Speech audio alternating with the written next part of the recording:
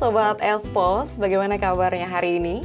Berjumpa kembali bersama saya Senja Kurnia. Kali ini dalam ngobrol santai bareng BPJS Kesehatan Kota Surakarta. Nah, kita akan ngobrol bersama dengan satu narasumber, ada Bapak Frederikus Hardianto Wijoyo, atau kita sapa Pak Didi, selaku Kepala Bagian Mutu Layanan Kepesertaan BPJS Kesehatan Cabang Surakarta. Pagi Pak Didi. Selamat pagi, Mbak Senja. Sehat Bapak? Sehat, Alhamdulillah. Oke, ini sebagai Kepala Bagian Mutu Layanan Kepesertaan BPJS Kesehatan Cabang Surakarta, Sobat Espos. Dan untuk hari ini kita akan bahas nih seputar meningkatkan mutu layanan kepesertaan BPJS di Kota Surakarta, Bapak. Ini kan jadi satu tema yang penting untuk kita bahas ya, untuk lebih memberikan pengetahuan kepada masyarakat Kota Surakarta, begitu seperti apa sih layanan dari BPJS. Tapi sebelumnya kita kenalan dulu, Pak Didi ya. Bisa cerita dulu nih Pak Didi di BPJS Kesehatan di Surakarta, seperti apa, latar belakangnya seperti apa nih Pak Didi? Silahkan. Baik Mbak Senja, Sobat Espos, izin saya Didi dari kantor BPJS Kesehatan Cabang Surakarta. Saya di sini selaku Kepala Bagian Mutu Layanan Peserta. Jadi kalau di BPJS Kesehatan tugas saya ini yang memastikan pengelolaan kepuasan peserta melalui kanal-kanal program yang sudah ada Mbak. Jadi misalkan untuk administrasi kepesertaan, pengaduan, informasi, ini juga ruang lingkup tugas saya. Oke, ini berhubungan langsung dengan para ini ya, dengan masyarakat dengan peserta BPJS dalam hal ini. Oke.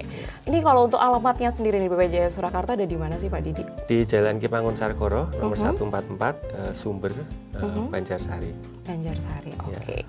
Kemudian kalau dalam lingkup BPJS Kesehatan Cabang Kota Surakarta ini membawahi daerah mana aja nih Pak? Baik, kalau untuk kantor cabang Surakarta ada 5-2 ya yang menjadi wilayah kerjanya. Yang pertama di Kota Solo, berikutnya di Kabupaten Sukoharjo, Kabupaten Karanganyar, Sragen, dan juga yang terakhir di Wonogiri. Ada 5 wilayah yang masuk dalam wilayah kerja kantor cabang Surakarta. Oke, jadi bukan hanya Kota Surakarta saja, tapi karesidenan gitu ya Bapak ya. Oke, nah ini kelayanan kepesertaan nih Bapak nih. Kalau di BPJS di cabang Surakarta begitu khususnya, jenis layanan kesehatannya ada apa aja sih Pak? Untuk pelayanan peserta ya, khususnya di BPJS Kesehatan, kami ada 2 jenis Mbak. Yang pertama kanal layanan tatap muka dan non tatap muka. Jadi kan dinamikanya saat ini dengan adanya kemajuan teknologi kita juga mengembangkan ya kanal layanan non tatap muka. Harapannya bisa memberikan kecepatan dan kemudahan bagi peserta kita, tidak harus datang ke kantor gitu. Nah, kalau untuk kanal layanan yang tatap muka, kita ada di kantor cabang, ada di masing-masing tadi kabupaten juga ada. Dan juga untuk MPP, Mall Pelayanan Publik, yang ada di setiap daerah kami juga hadir di situ untuk memberikan pelayanan. Terus yang ketiga juga ada BPJS Keliling. Nah, BPJS Keliling ini kami bisa bersifat mobile untuk memberikan layanan ke wilayah tertentu sesuai dengan perjanjian. Nah, harapannya ini untuk menjangkau yang wilayahnya jauh atau masyarakatnya susah mengakses dari jarak ya.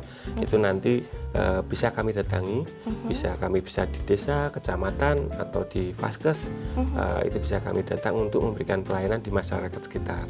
Nah, itu yang karena layanan untuk tatap muka. Nah, kalau yang untuk yang non tatap muka, kita yang pertama ada aplikasi mobil JKN. Baik. Nah, tentunya harapannya ini akan memberikan kemudahan. Dalam genggaman peserta sudah bisa akses layanan BPJS Kesehatan. Terus kedua, kita juga ada kanal yang menggunakan WhatsApp. Harapannya sosial media WhatsApp ini kan banyak ya penggunanya ya. Jadi agar lebih mudah, BPJS Kesehatan juga hadir untuk memberikan pelayanan melalui media sosial WhatsApp ini. Namanya Pandawa.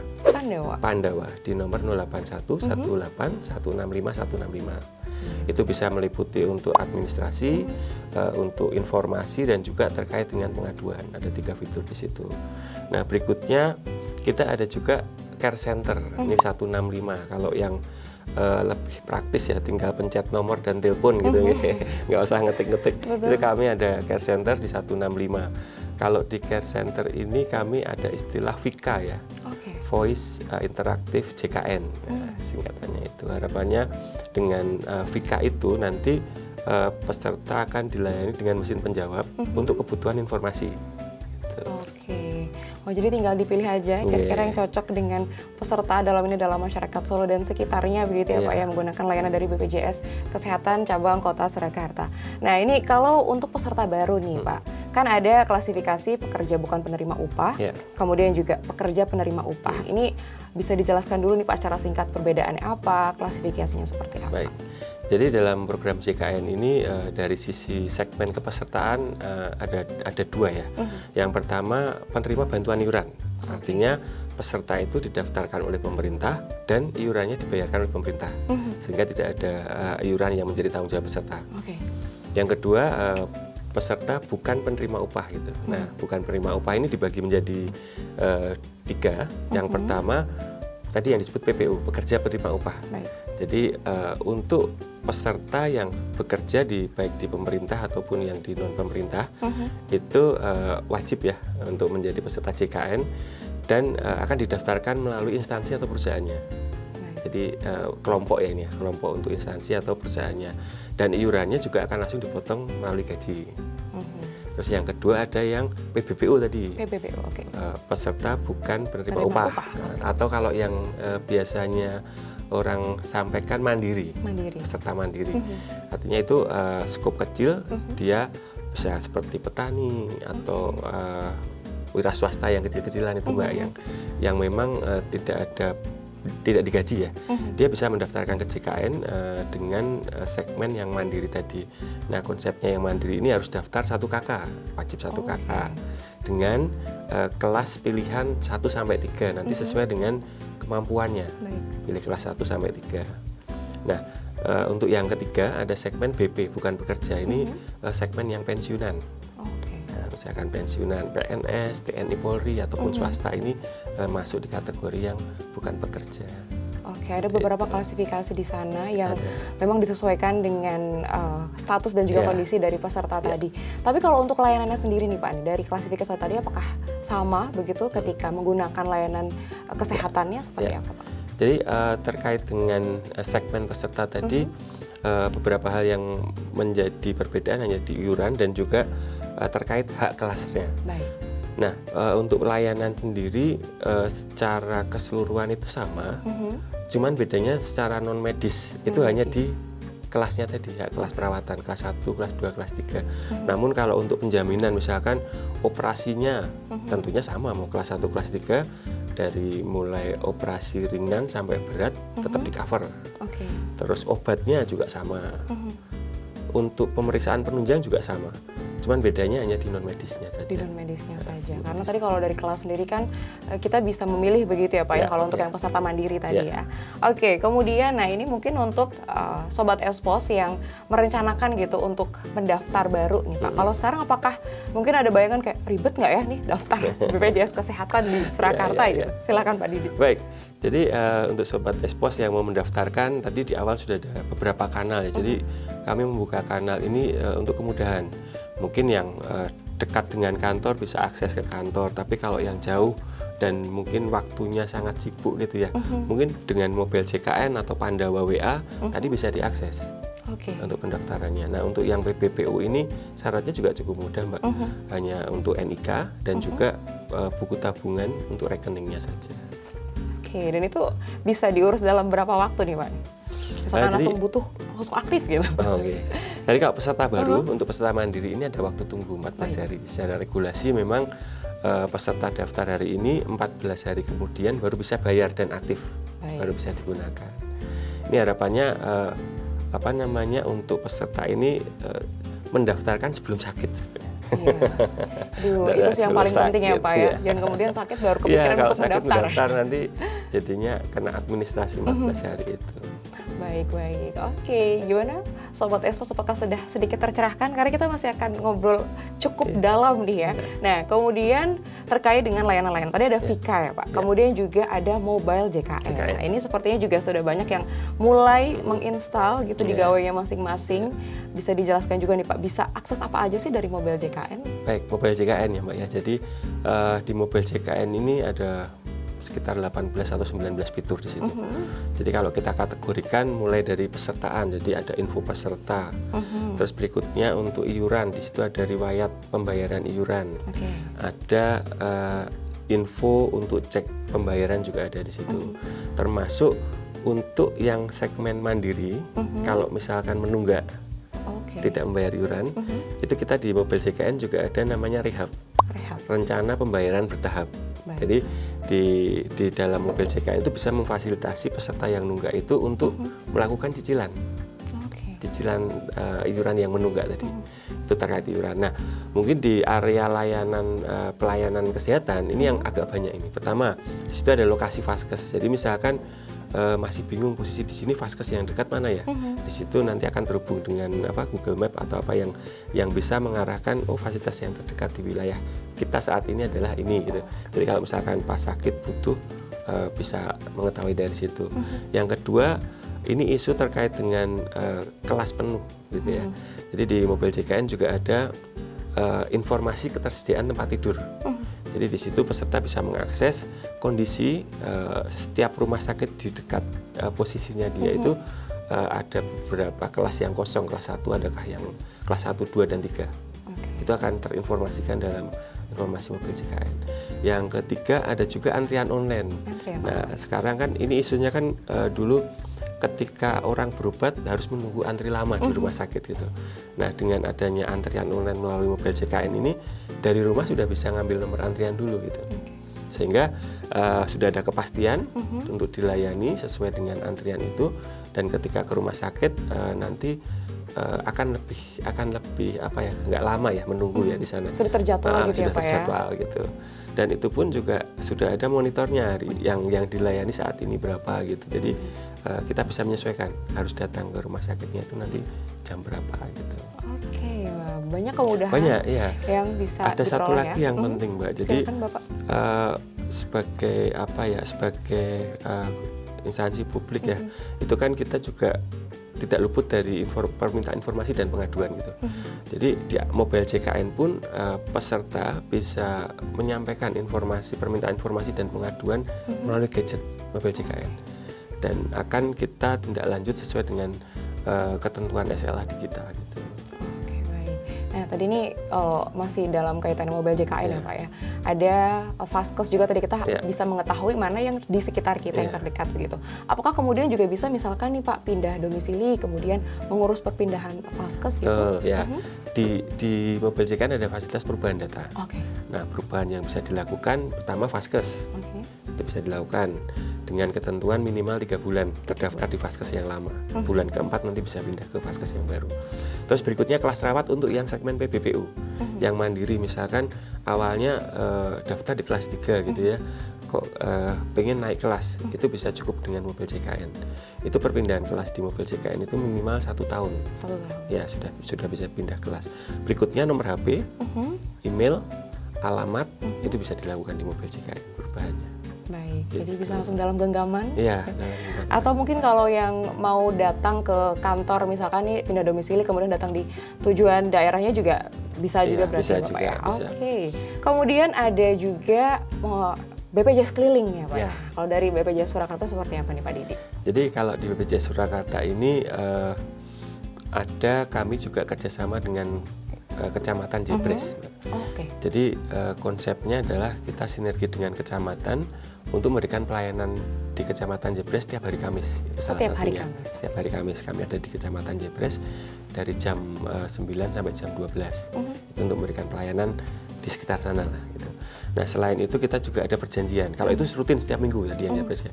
Ada juga perjanjian. Nah karena kami tadi di wilayah 5-2 ya.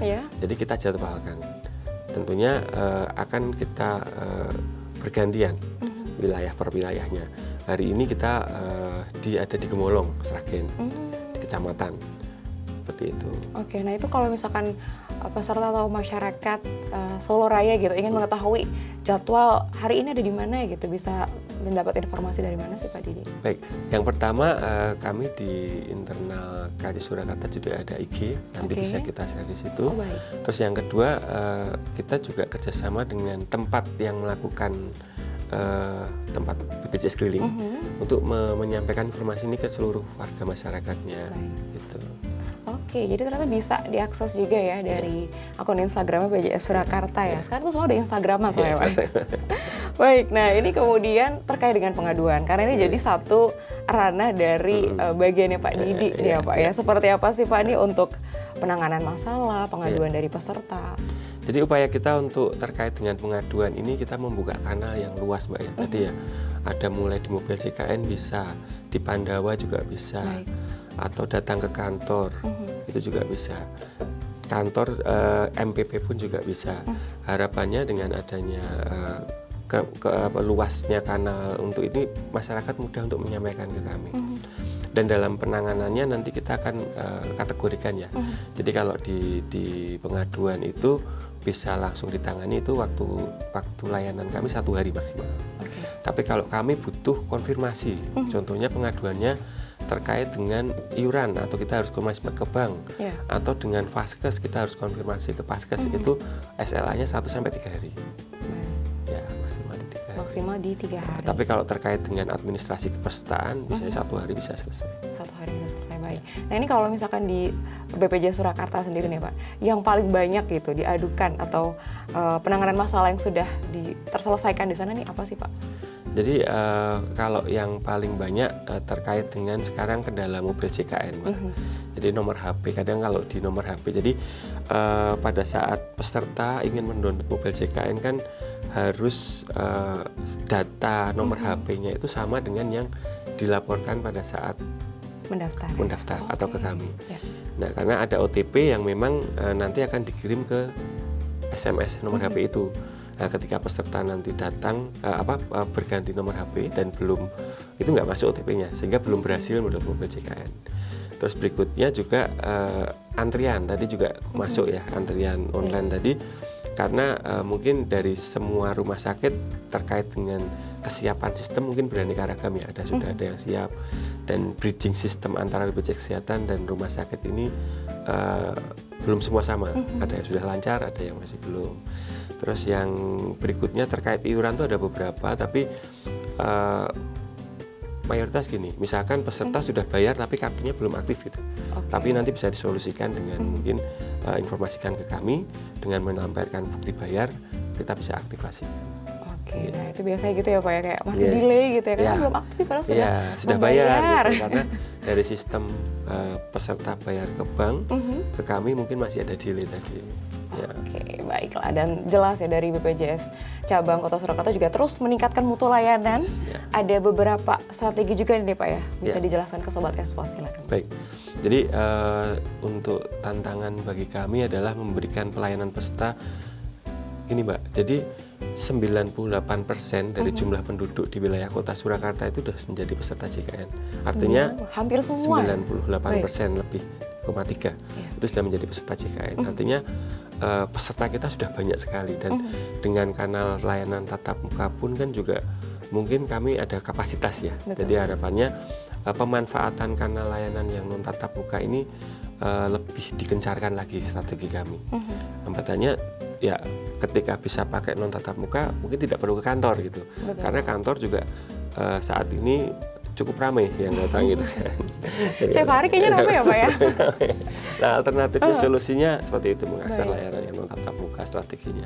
Berikutnya kalau untuk akses yang jauh, tadi kita juga ada wilayah di Wonogiri, ada wilayah mungkin yang di perbatasan dengan Jawa Timur ya, yang mau akses ke kantor Wonogiri jauh, itu kami juga ada satu pelayanan lagi Mbak, ini yang memang baru ya di 2024 ini, namanya BPJS Online. BPJS Online. Jadi BPJS Online itu mengusung konsep kita bekerja sama dengan desa atau fasilitas kesehatan untuk terhubung dengan kami melalui video conference atau Zoom. Dan nanti kami akan memberikan pelayanan peserta itu satu-satu melalui media Zoom tadi. Tapi memang harus ada kerjasama dengan tadi pihak desa atau pihak Vaskes untuk mengumpulkan dan menyiapkan tempat untuk melakukan video conference tersebut. Wah, ini nih yang sepertinya juga jadi salah satu highlight dari BPJS cabang Surakarta begitu Pak Didi ya, untuk menggencarkan lagi bahwa ada loh yang namanya BPJS online, yang mana nih nggak perlu semua datang ke kantor gitu, bisa melalui online ya Sobat Espos ya. Oke, kampanye dan edukasi nih Pak, ini kan jelas ya, kayak kalau ngomongin seputar BPJS Kesehatan tuh pasti kayak sebenarnya tuh mungkin ada yang belum tahu tapi kayak sudah mikirnya yang stigma-stigma yang negatif aja, padahal bisa loh ditanyakan dan juga ada kampanye dan juga edukasi juga nih. Seperti apa nih Pak? Untuk kampanye mungkin bahasa kami sosialisasi gitu ya Mbak ya, sosialisasi.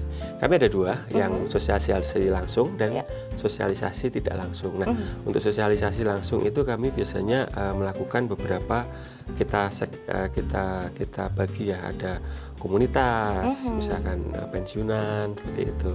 Ada kemarin kami juga ada gathering juga dengan penyandang penyakit misalkan gitu. Terus juga ada dengan kemarin kita juga kan saat ini program JKN ini sudah harus masuk ke kurikulum ya, kurikulum merdeka. Jadi anak-anak SMA itu sekarang sudah mendapatkan pelajaran tentang BPJS, program JKN, jaminan sosial. Jaminan sosial. Udah dikenalkan lebih ke sejak dini ke anak-anak SMA. Itu yang tatap muka. Kalau yang non tatap muka tentunya ada kanal yang resmi kami untuk media sosial resmi kami di TikTok atau Instagram atau mungkin di Facebook BPJS Kesehatan RI. Nah, itu akun resmi kami. Dan di situ kita bisa memberikan informasi terbaru. Harapannya peserta yang memfollow itu nanti bisa mengikuti perkembangan informasi-informasi terbarunya. Oke, nah jadi sekarang kan bisa akses sendiri gitu Pak, sudah jauh lebih mudah ya untuk masyarakat dan juga Sobat Espos di sini. Baik, kalau ngomongin tantangan ya Pak, pasti ada ya, apalagi kaitannya dengan berkenan langsung dengan peserta begitu. Sejauh ini seperti apa sih Pak Didi? Baik, terkait dengan tantangan mungkin kita lihat dari subjeknya ya, peserta kita itu kan tadi ya beraneka ragam ya, majemuk ya, mulai dari status sosial, ekonomi, pendidikan gitu kan. Karena 98 lebih persen ya. Artinya kita harus mensegmentasikan kira-kira kanal yang cocok untuk masing-masing ini Mbak. Oke, segmentasinya. Ya, segmentasinya. Kalau dia pendidikannya tinggi dan juga mungkin melek teknologi gitu ya, mungkin non tatap muka. Kalau misalkan ada keterbatasan dari sosial ekonomi, mungkin HP nggak punya gitu kan, ya mungkin bisa datang ke kantor, atau HP nggak punya, jaraknya jauh gitu kan. Gimana tuh Pak kalau gitu Pak? Itu kayak BPJS keliling atau yang online tadi. Ya, jadi terkait dengan kendala ya, itu kami lebih ke bagaimana kami memberikan pelayanan bagi peserta yang majemuk tadi. Oke, wah kita ada di satu pertanyaan terakhir Pak nih, solusi dan juga mungkin ada yang disampaikan kepada Sobat Espos dalam hal ini yang juga peserta dari BPJS Kesehatan Cabang Kota Surakarta. Silakan Pak Didi. Baik Sobat Espos, untuk pelayanan BPJS Kesehatan tentunya ada beberapa tips nih bagi peserta ya, untuk kemudahan mengakses kanal layanan. Yang pertama adalah pastikan status kepesertaannya aktif. Jadi setiap waktu bisa Sobat Espos cek melalui aplikasi mobil JKN terkait dengan status kepesertaan. Yang kedua, pahami dan juga ketahui tentang alur layanan kami. Jadi di dalam program JKN, alur layanan dan untuk hal yang dijamin dan tidak jamin perlu diketahui supaya agar tidak ada kendala pada saat melakukan akses pelayanan kesehatan. Yang ketiga, ketahui kanal-kanal layanan kami tadi yang sudah kita bahas semua Mbak ya. Harapannya ketika sudah mengetahui kanal layanan kami akan lebih mudah dan dekat dengan BPJS Kesehatan. Oke, terima kasih banyak Pak Didi. Kita ketemu lagi di tema-tema yang lain tentunya ya. Oke, Sobat Espos, itu tadi ngobrol santai bareng BPJS Kesehatan Cabang Kota Surakarta. Kita ketemu lagi di tema-tema menarik lainnya.